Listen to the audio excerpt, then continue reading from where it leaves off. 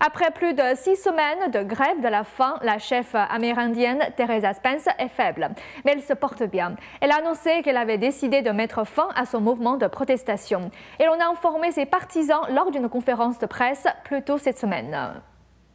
C'était sous un froid glacial de l'île Victoria que les caméras et les journalistes ont attendu pendant des heures pour une cérémonie devant honorer la fin de la grève de la faim de Teresa Spence. Mais elle ne s'est jamais présentée. Son porte-parole a indiqué qu'elle était à l'hôpital sous observation. Comme un bébé encore, elle doit être sevrée d'un long manque de nourriture, recommencer à manger des aliments solides. Son docteur lui demande donc de faire un séjour à l'hôpital. Spence a officiellement terminé ses 44 jours de grève de la faim suite à la signature d'une déclaration par des dirigeants politiques et indigènes. Cette déclaration vient de l'intérieur du tipi.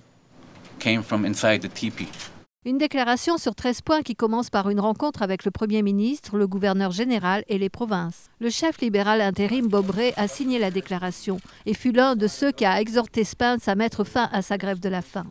Cette lutte est pour tout le monde, mais personne ne devrait mourir. Le NDP l'a également signé.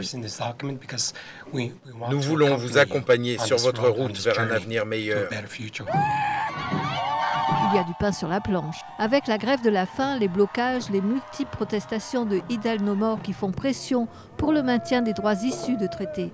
L'amélioration des conditions sociales dans les réserves et la réexamination de projets de loi budgétaires qui ont déjà été adoptés. Projet de loi que les critiques estiment porte atteinte aux droits constitutionnels et sont néfastes à l'environnement. Ces projets de loi vont tous nous tuer.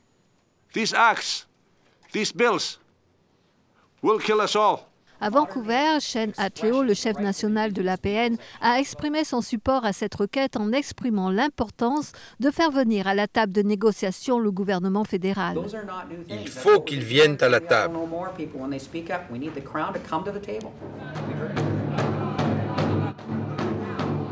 Avec sa décharge de l'hôpital, c'est à un hôtel rempli de journalistes et de partisans que la chef Spence s'est présentée à Ottawa.